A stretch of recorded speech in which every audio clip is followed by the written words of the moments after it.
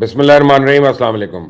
आज की सबसे अहम खबर जिस पे पूरी दुनिया में बहस हो रही है वो ये कि ईरान ने कल शाम को पाकिस्तान की फ़िज़ाई हदूद की खिलाफ वर्जी की है और फ़िज़ाई हदूद की खिलाफ वर्जी करते हुए पाकिस्तान में ईरान ने मिसाइल से हमला भी किया। इन हमलों का असल मकसद क्या था और इसमें कितना जानी नुकसान हुआ, ईरान का असल टारगेट कौन था और पाकिस्तान ने इस पे क्या जवाब दिया और पाकिस्तान की एक मखसूस तबका जो है वो इस हमले पे कैसे खुश हो रहा है और तालियां बजा रहा है। वो इस हमले पे खुश हैं, बल्कि ना सिर्फ खुश हैं बल्कि सियासत में वो इतने अंधे हो चुके हैं, उनको अपने अलावा कुछ नज़र ही नहीं आता। उनको पाकिस्तान की कौमी सलामती की भी फ़िक्र नहीं है और आज इस पे भी मैं वीडियो पे बात करूँगा इस पे। लेकिन आगे बढ़ने से पहले आपने अगर अभी तक इस चैनल को सब्सक्राइब नहीं किया तो प्लीज़ कर लीजिएगा।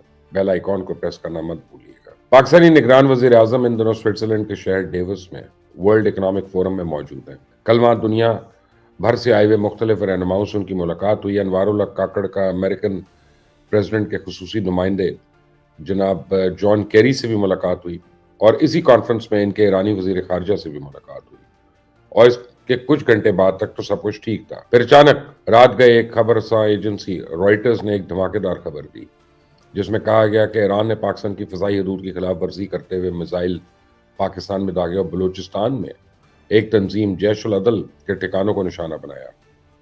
और इसके फौरन बाद इंडिपेंडेंट और फिर टर्की के सरकारी मीडिया ने भी इस बारे में खबर दी। पाकिस्तानी हुकाम ने तब तक इसके ऊपर कोई रद्द अमल नहीं दिया जब तक ईरान के सरकारी मीडिया ने भी इस खबर को कंफर्म नहीं किया। और जब उन्होंने कर दिया कि पाकिस्तान में ईरान ने कार्रवाई की है जिसके जरिए जैश उल अदल के ठिकाने तबाह किए गए हैं, तो काफी देर बाद इस पर पाकिस्तानी दफ्तर खारजा का रद्द अमल आया जिसमें उन्होंने कहा कि पाकिस्तानी हदूद की खिलाफ वर्जी करते हुए पंजगोर से तकरीबन 60 किलोमीटर दूर तहसील कलक में कोसब्स नामी गांव की एक मस्जिद और इससे मुल्हका घरों को मिसाइल हमलों में निशाना बनाया गया। तो ईरान की सरहद से बलूचिस्तान में मिसाइल और रॉकेट दागे गए हैं और इस हमले के नतीजे में इदरीस नामी शख्स की 2 बच्चियां जाँ बहक हो गई, शहीद हो गई, जिनकी उम्रें 8 और 12 साल की थी, जबकि 3 बच्चे बुरी तरह जख्मी हुए। अब पाकिस्तान ने इस पर रद्द अमल दिया। ईरान की जानिब से ऐसा करना तशवीशनाक है क्योंकि यह गैर कानूनी अमल पाकिस्तान और ईरान के दरमियान राब्ते के मुताद्दिद चैनल्स के होने के बावजूद हुआ। तो पाकिस्तान की जानिब से पहले ही तेहरान में ईरानी वजारत खारजा में मुतल्लिका सीनियर ओहदेदार के पास शदीद एहतजाज रिकॉर्ड करवाया जा चुका है। ईरानी नाज़िमुल उमूर को वजारत खारजा में बुलाया गया, यानी चार्ज डी अफेयर्स को, ताकि वो पाकिस्तान की खुद मुख्तारी की सरीहन खिलाफ वर्जी की शदीद मजम्मत करें क्योंकि इसके नताइज की जिम्मेदारी पूरी तरह से ईरान के ऊपर आयद होती है।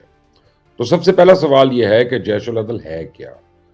जैश उल अदल दरअसल एक मुसल्लह अस्करियत पसंद गिरोह है जो ईरानी हुकूमत का मुखालिफ है और सुन्नी तंजीम के तौर पर उसको मुतारिफ कराया गया।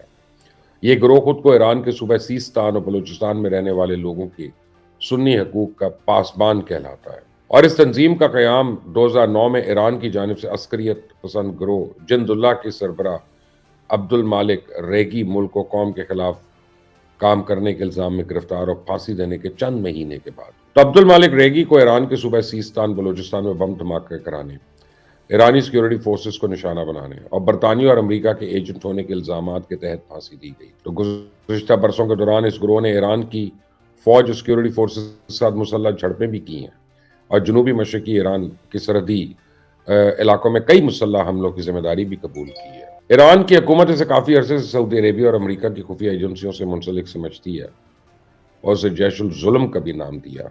तो ईरान का पाकिस्तान पे ये पहली बारी हमला नहीं है। ईरान के साथ पाकिस्तान की 900 किलोमीटर की तवील सरहद है और ईरान इससे पहले भी पाकिस्तान की सरहदी और फिजाई हदूद की खिलाफ वर्जी कर चुका है। जून 2017 में पाकिस्तान ने पहली बार बलूचिस्तान के ज़िले पंजगोर के अंदर आने वाले ईरानी ड्रोन तैयारे को एक पाक फजाइया के JF-17 थंडर तैयारे के जरिए मार गिराया था। और गुज़िश्ता महीने भी पाकिस्तान और ईरान के ताल्लुकात में थोड़ी कशीदगी आई थी कि जब गुज़िश्ता माह ईरान के जनूब मशरक सूबे सीस्तान में एक पुलिस स्टेशन पर रात गए किए जाने वाले हमले में कम से कम 11 ईरानियन पुलिस ऑफिसर्स हलाक हो गए थे। तो ईरान की सरकारी खबर रसा एजेंसी इरना ने उस वक्त खबर दी थी कि ईरानी वजारत दाखिला अहमद वाहिदी ने चाय वकूफ़ का दौरा करते हुए पाकिस्तान पर जोर दिया कि दहशतगर्द गिरोहों को अपनी सरहदों में अड्डे कायम करने से रोके। और इसके बाद ईरान और पाकिस्तान के वज़राए खारजा की आपस में टेलीफोन कॉल भी हुई, मामला ठीक हो गए, ठंडे पड़ गए। लेकिन कल रात को होने वाला हमला ये कोई मामूली बात नहीं है और पाकिस्तान का एहतजाज भी यही है कि ईरान को चाहिए था कि पहले पाकिस्तान से बात की जाती। कोई भी मुल्क नहीं चाहेगा कि रात गए इसको बगैर बताए उस पर मिसाइल दागे जाए और फिर वो जवाब में खुश रहे, खामोश रहे। ये तो नहीं हो सकता। बहरहाल मैं आप लोगों को बताऊं कि पाकिस्तान के लिए ईरान पे मिसाइल हमला करना कोई मुश्किल काम नहीं है। ہمارے پاس الحمدللہ ایران سے بہت بہتر اور بہت بڑی تعداد میں میزائلز موجود ہیں، اور ایران پہ حملے کی صورت میں پاکستان کو امیڈیٹلی امریکن سپورٹ ملتی ہے، بین الاقوامی سپورٹ بھی مل سکتی ہے، کیونکہ اس وقت حوثی باغیوں نے امریکہ اور یورپین کنٹریز کی ناک میں دم کیا ہوا ہے۔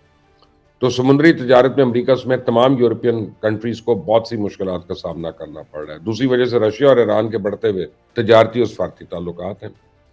تو اگر آج پاکستان ایران کے خلاف کوئی کارروائی کرتا ہے تو سب سے پہلے تو شاباش ہمیں آئے گی اور امریکہ سے آئے گی، لیکن ایسا کرنے سے خطے میں حالات مزید سنگین ہو جائیں گے۔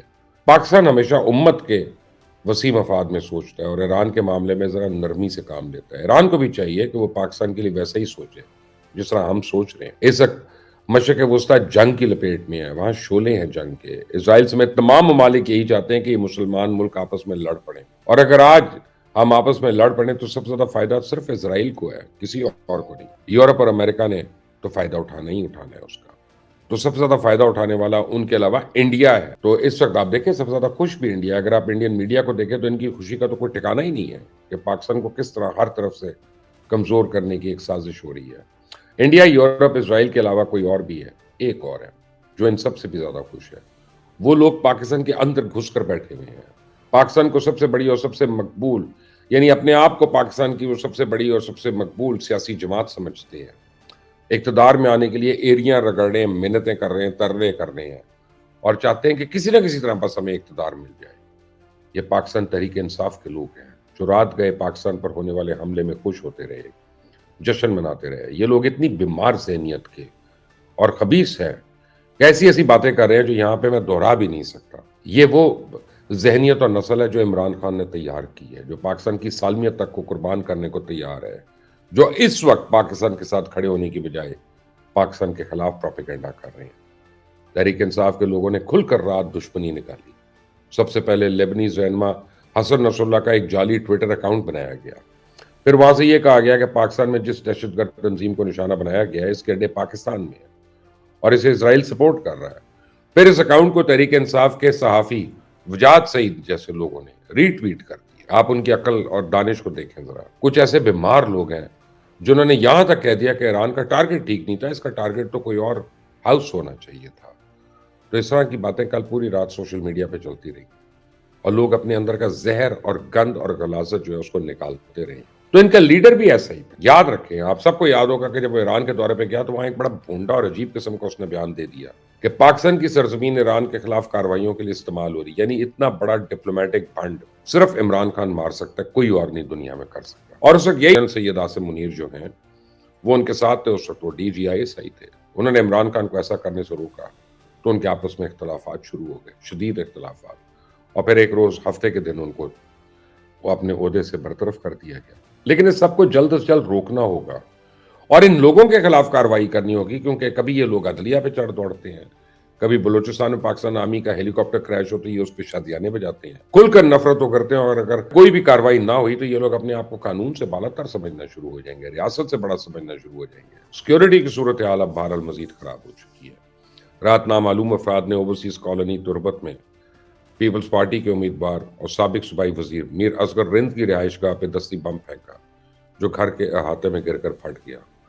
اس سے میر اصغر رند کا بھائی شہباز زخمی ہو گیا۔ کوئٹہ میں اب سے کچھ دیر پہلے ایک اور دھماکہ ہوا ہے جس سے 10 کے قریب افراد زخمی ہوئے۔ کچھ قوتیں تو ہیں نا جو نہیں چاہتی کہ پاکستان میں امن قائم ہو۔ اللہ تعالیٰ پاکستان کو اور پاکستانیوں کو اپنی امان میں رکھے اور ہر قسم کے شر پسند اور جو دشمن عناصر ہیں ان کو نیست و نابود کرے۔ آمین ثم آمین۔